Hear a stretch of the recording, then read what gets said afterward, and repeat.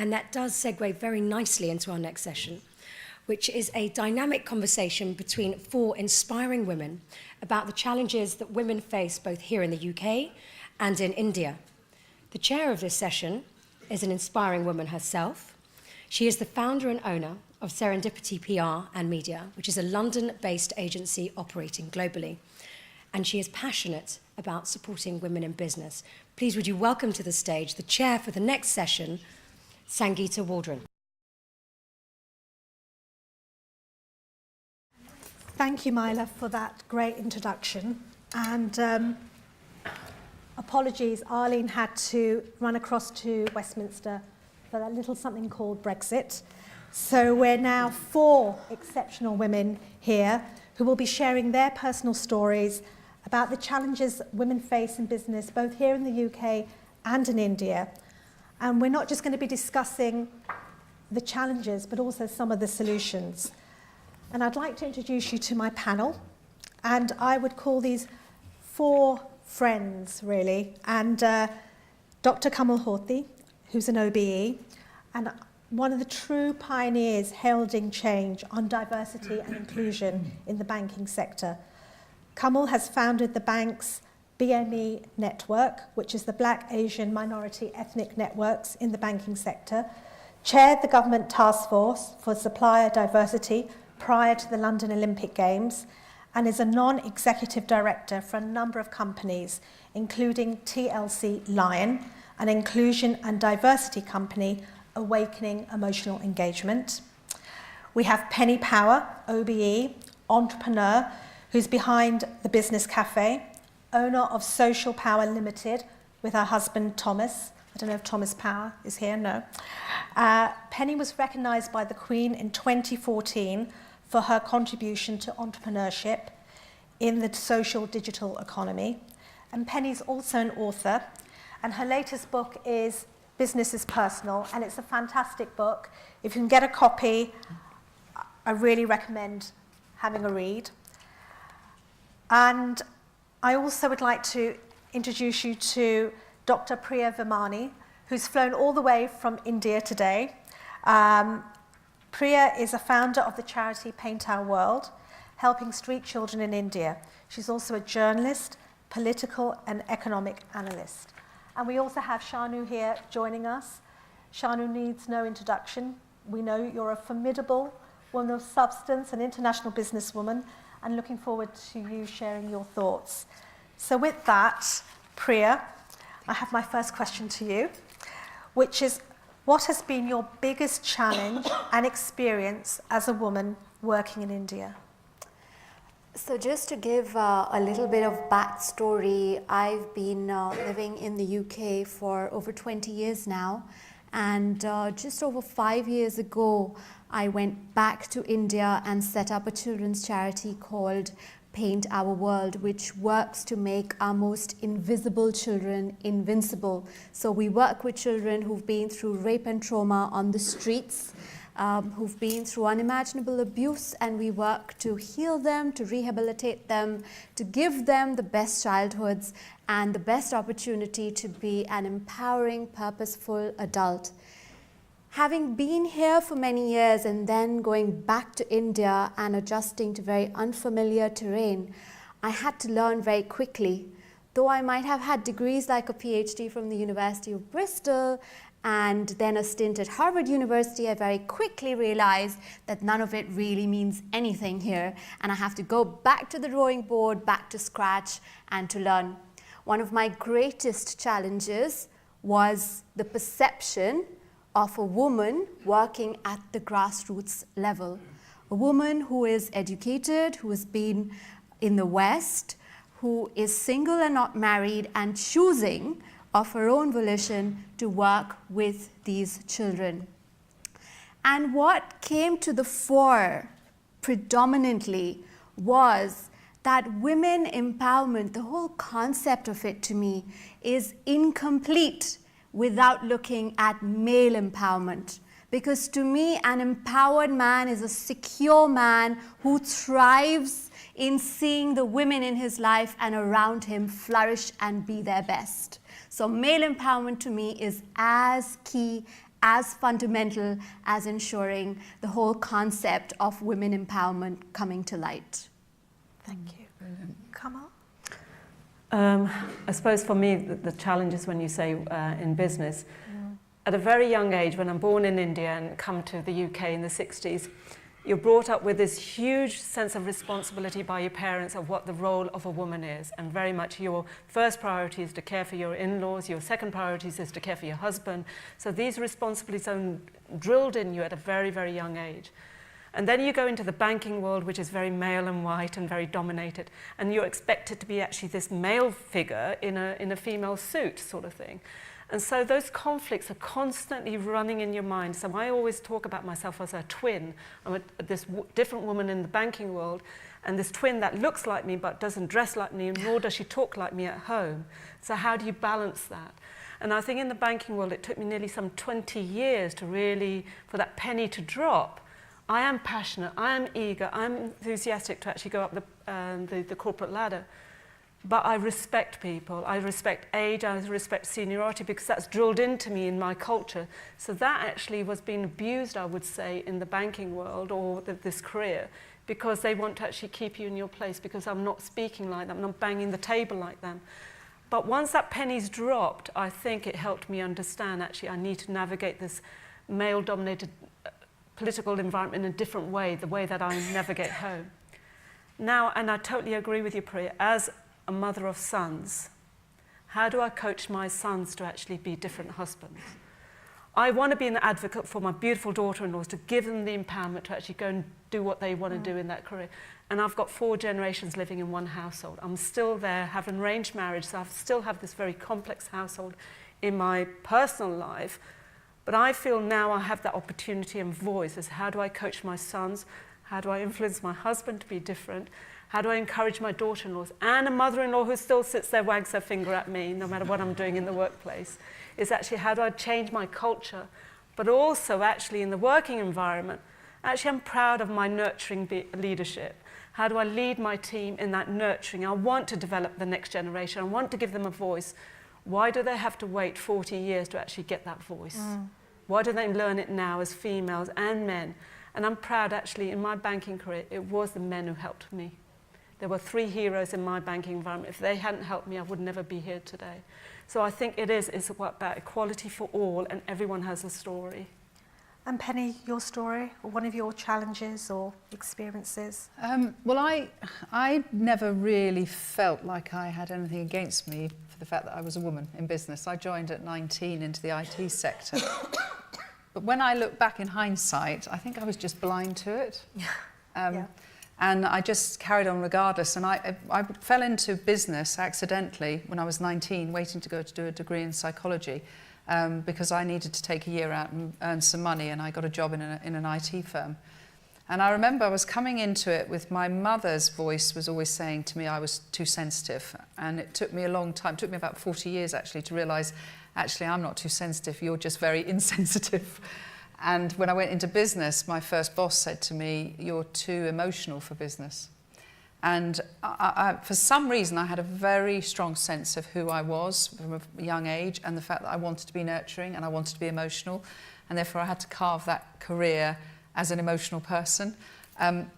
So I never really saw, although I have experienced some sexual advances in business that were really unfavoured and resulted in me having to leave a company when I was in my early 20s. I never really felt terribly intimidated by the male world.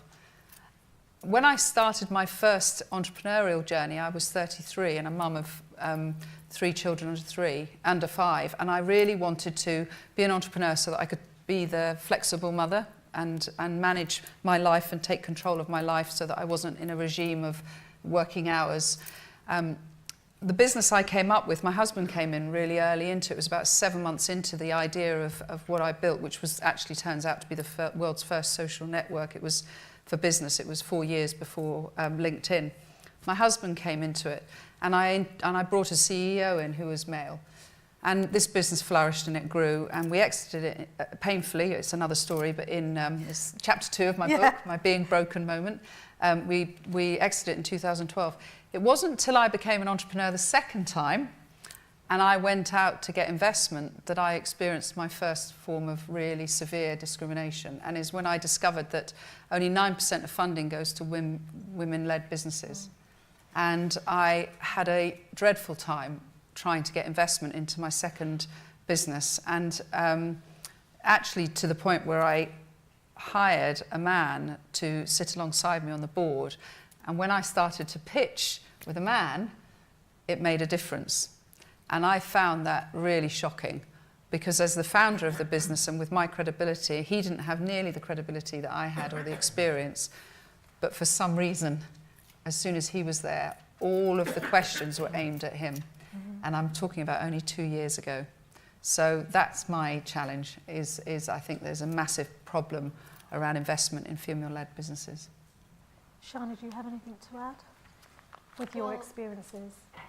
To be honest, I'm in agreement with all that my three colleagues here have mentioned, but the slight challenge that I had was, from a young age, I always chose to work.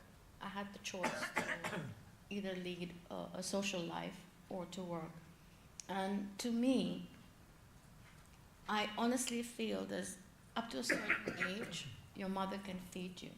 But I think it's human, and it has to be in us to take that responsibility to want to feed ourselves after that. At the end of the day, that is what it is.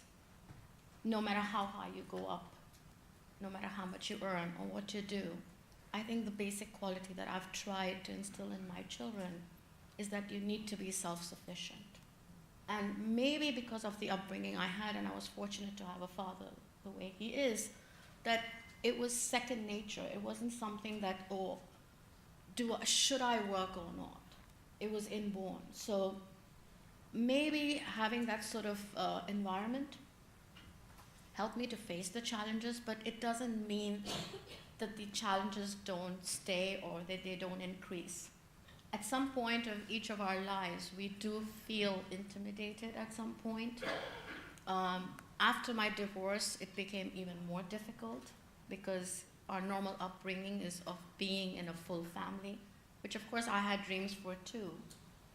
But there is a lot still to be equated as far as Indian businesses are concerned, in how they accept divorced women, and how they behave towards you, and how they accept your children. And I think that's one forte, which unfortunately, even with our rich Indian heritage, is something that we should learn from the British culture, that you should not look down on some incident that has made you different to other women. And this is where I think, we're talking Indo-British relationship. I honestly feel there's a lot that the East and West can share together. And I truly believe that when I'm at the workplace, the most important thing I've realized is that when you've lived in different countries like we all do today, it's best to take the best qualities of what the women in those countries have experienced and try to blend it into your life and create a middle path. The other thing I think it's very important is that we need to inspire ourselves to like men in the workspace. We're coming to that in a minute. I'll just hold that there. Penny, so we talked a lot about support, and I wanted to ask you, how important are networks to women in business, and why?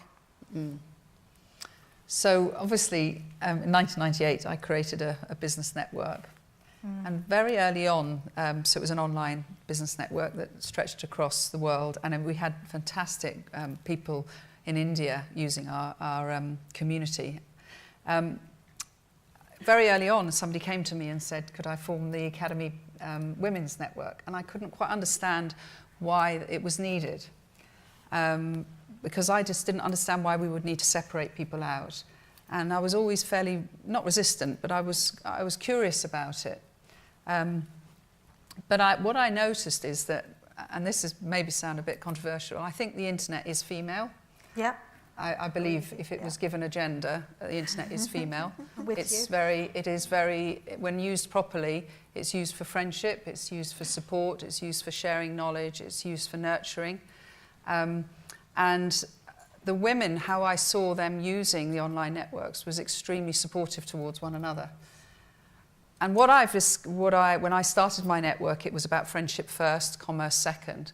And again, slightly controversial, when we were trying to manage the culture online, the biggest challenge we had was with the members that came in from India, because the Indian members tended to be much more transactional and much more blatant in the way that they wanted to sell.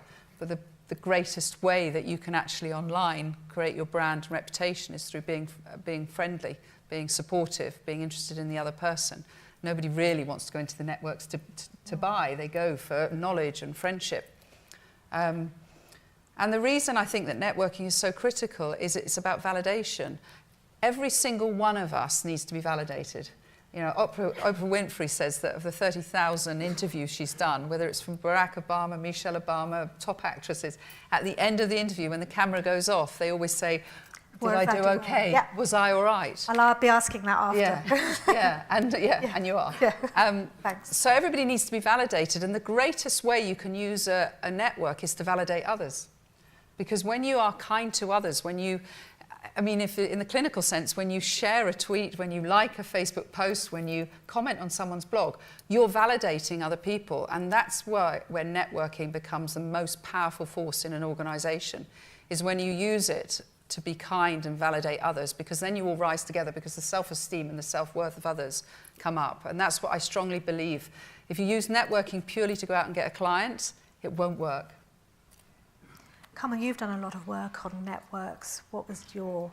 Right in the beginning, the reason we set up the Women's Network and the Ethnic Minority Network was I needed to see other people that looked like me or had issues like me. Was it just me? And, you go into this all like, am I just losing my confidence now? Especially when you get to senior management, voices being suppressed by mainly, you go into a boardroom and majority of them are men there, and you've said something and your voice isn't heard.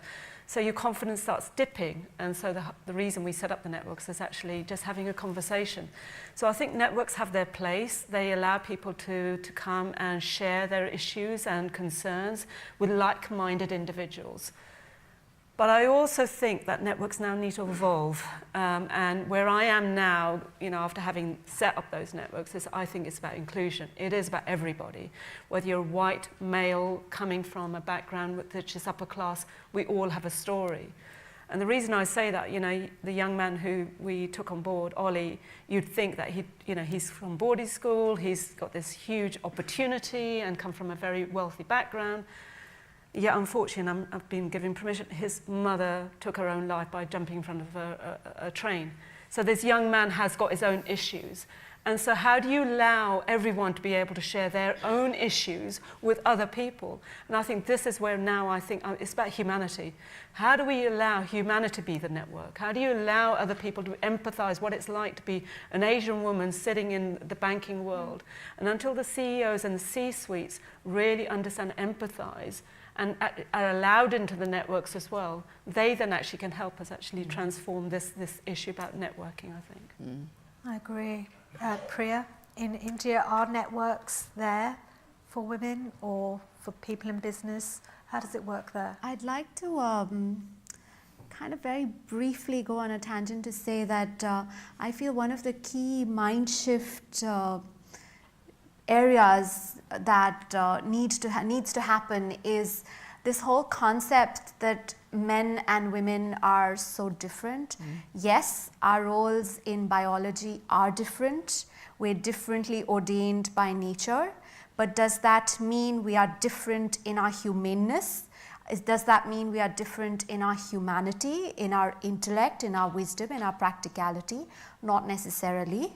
And most likely not. This is a socio-cultural concept that needs to be consistently and persistently challenged. How can we challenge it? One way is in how we raise our children, both sons and daughters. I'll come to that later.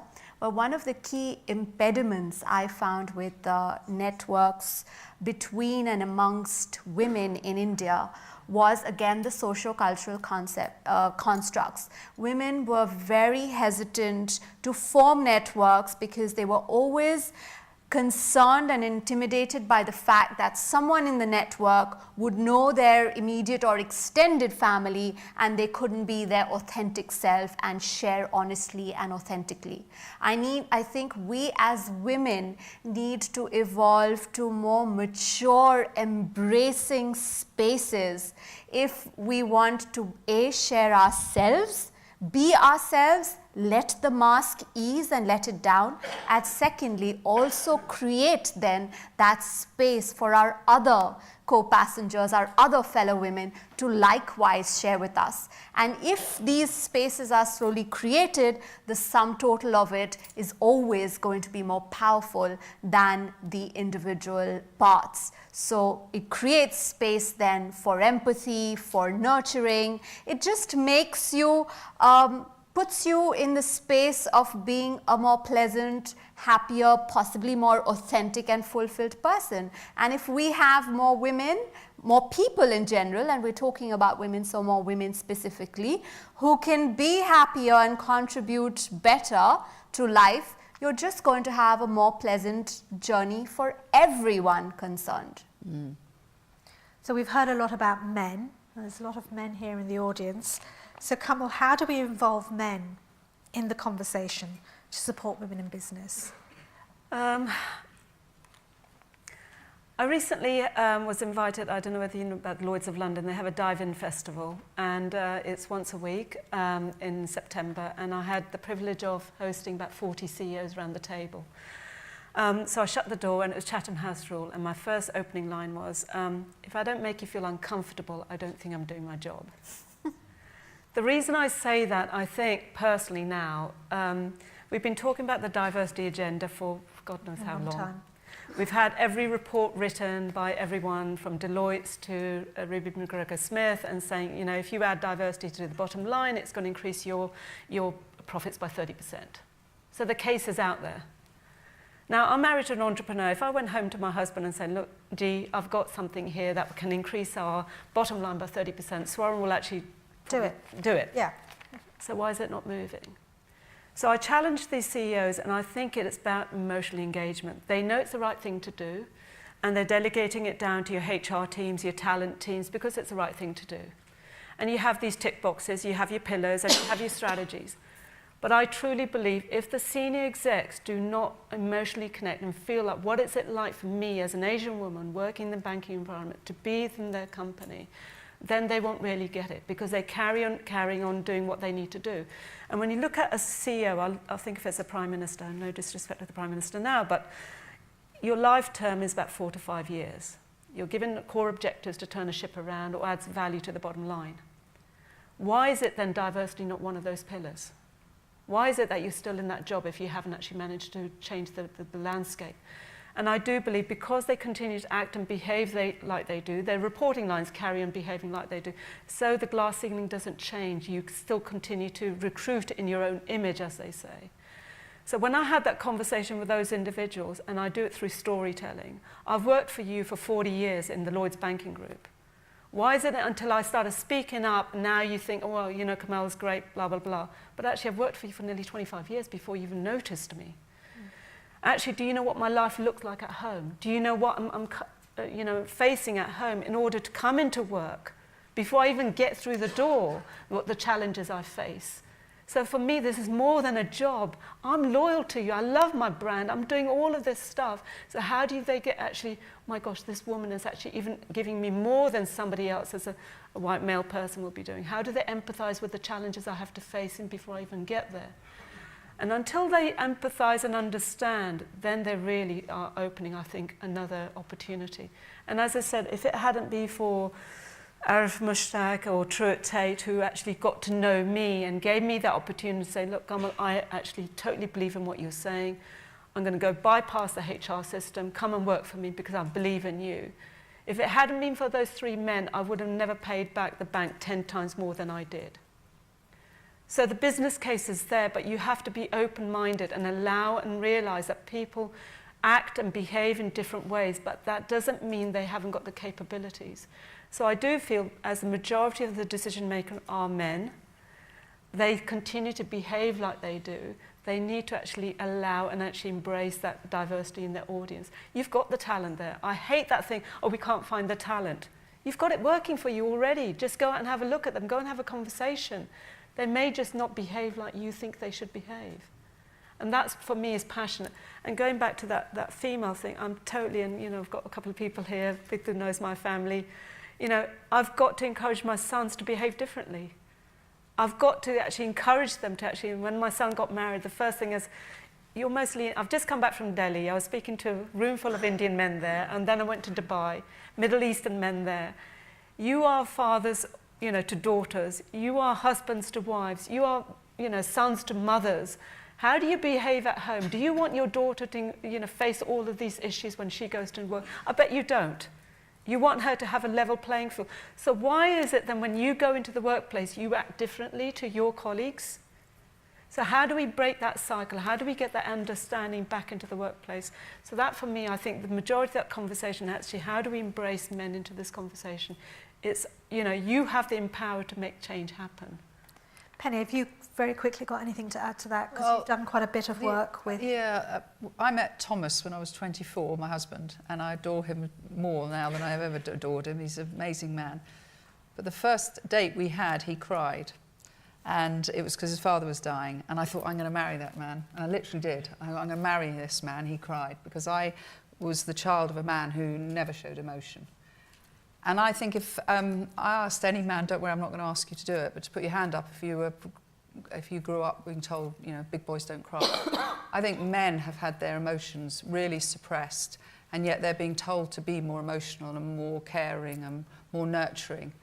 And I think when I work with, I'm setting up a mastermind group now called the Business is Personal Mastermind, and Business is Personal is about emotional and mental health and fitness in business.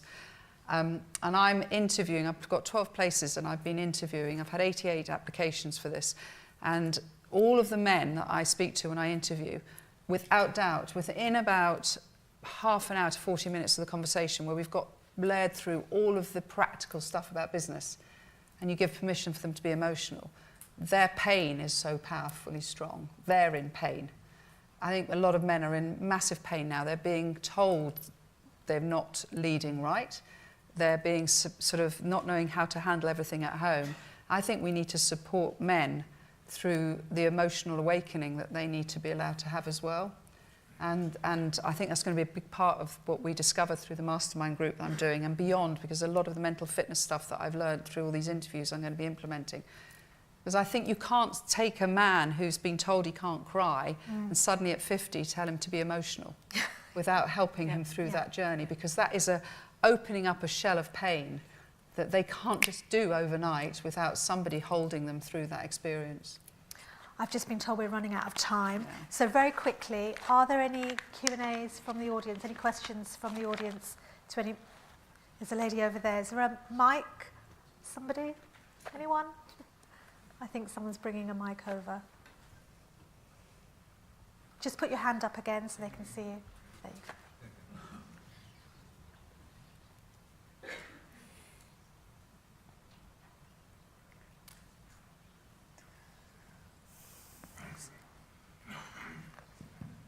Who's your question to? The question is to Kamal. Yeah. It's a dilemma that I usually face, and I want to share it with you, and I want to understand how you see it.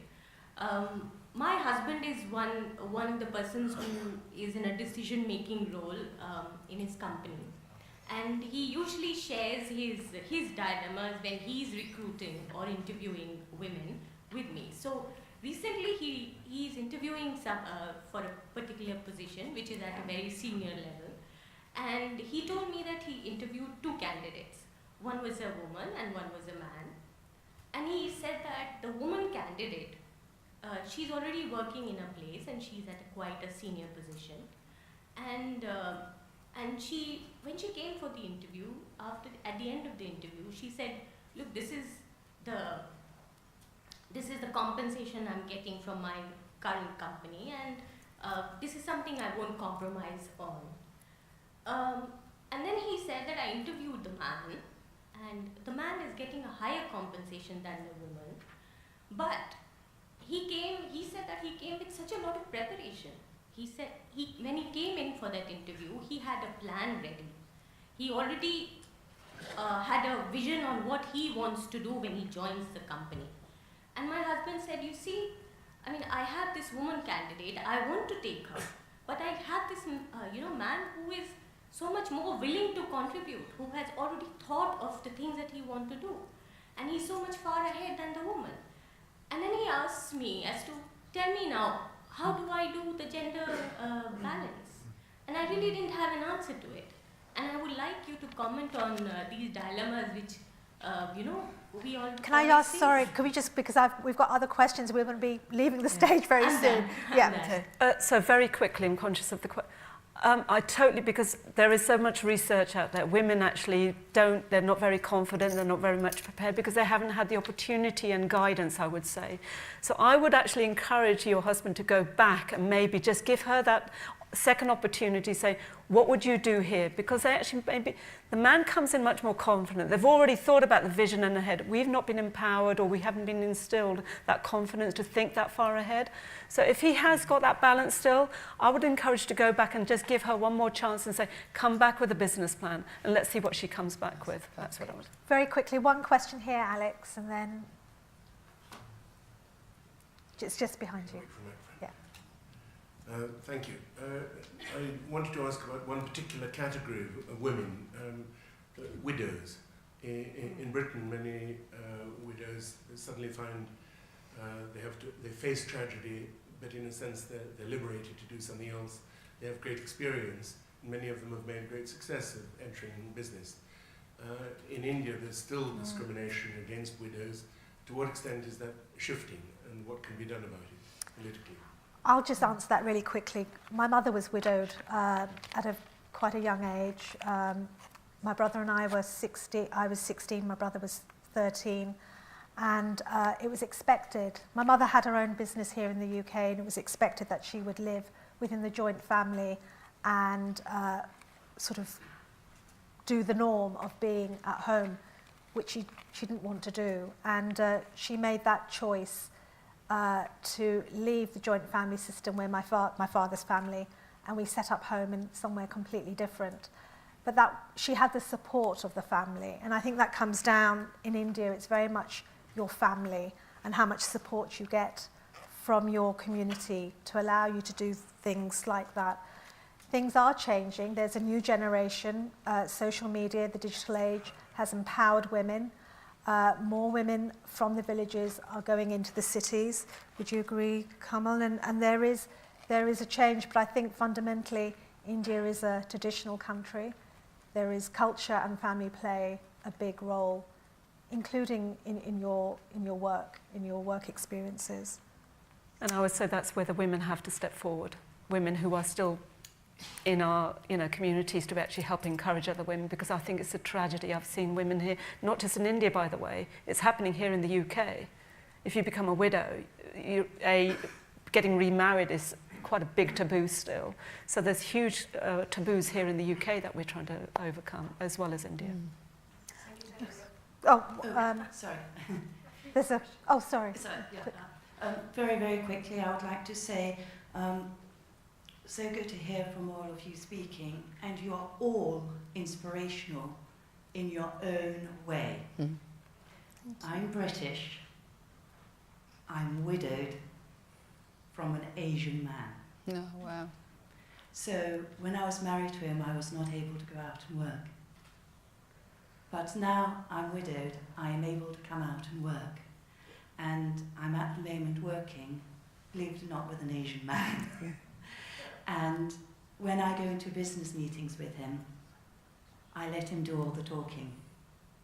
After the meeting, I tell him what I thought about the meeting. He then in the next meeting comes out with my thoughts. Mm-hmm. No, it's very important, because you cannot always put your voice at the time. And also, now I'm widowed as well, I have got a lot more respectability, because I'm a single woman and I'm out working. Mm. Thank you. Well done. One more question, are we? Yeah.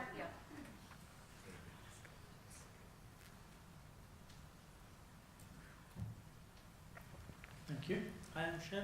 Actually, my wife works in a leadership position at a company. So who's your question to? It's a general question, not necessarily to a specific person. So she works in a leadership position at a consulting firm. And then there's a lot of discussions about basically hiring more women talent to basically bring in diversity and everything. But I think one of the biggest challenges she and we discuss it together is that mostly these things are more about the numbers rather than basically empowering women, right? So people in higher positions, the CX level, they're talking about women, they are talking about numbers, but they are actually talking about numbers, right? With respect to that, there are so many initiatives, there's so much conversation happening in media that there should be women in leadership. But then I think what most of the conversations boil down to is that it's basically we have to increase the numbers. Secondly, most of the times what happens is like if women get hired or basically promoted to higher positions, then a lot of people or men actually say that, okay, since you are women and then the numbers have to be increased, that is why you got this position, rather than actually being saying that, okay, you truly deserved it. So what is your thought process on that? I think Shanu didn't you, Shanu, in your speech earlier, you talked about diversity and the numbers. You see, your question is very apt, but it's not just about numbers, it's also about understanding. And I'm sorry if I'm going to answer you in a way which will answer the question which was asked earlier too. It's really understanding of, when we talk about equality, yes, it is about numbers, but at the same time, it's also understanding how the position of the women is seen with equality. That's what we're talking about. Today, to give you an example, one could say, okay, I come from a privileged family. That's why I got onto the board of the bank. But if you go into each story, you will see that it's different. And that's what I was speaking earlier, that it's not just about filling numbers, but having appropriate women get into those positions who can be good role models. But that doesn't mean that women should not be given an equal chance. That's what it's about. And numbers do matter after a certain point, because like I said, if today this gender equality was more into position, we would have more economic strength in the country to buy more. You're basically adding to the economic growth of a country. So it's not just about empowering women. Just before that, one last word to Priya, then we're off. The International Labour Organization says, I'd like to bring in the different demographic in India that we haven't shed much light on. Most of the working women in India are from the bottom of the pyramid, lower stratas, that demographic. And the International Labour Organization says these women suffer from vulnerability of employment. When they go into employment, they are less likely to be employed than the men. And yet, despite these hurdles and impediments, when such women go into employment and they make an income, they contribute a much greater proportion, almost 100%, to the family wealth. So can you imagine if more people, even from the lower rungs of the pyramid in India, more women are encouraged into economic activity, how that lifts the overall standard of families as a whole. If you're lifting the overall standards of families as a whole, their children are more likely to be educated. Aren't you shifting the entire dynamic of the coming generation of a country like India? I think that's us. But I'd like to thank everybody on my panel, Shanu, Kamal, Penny, and Priya. Thank you. Thank you.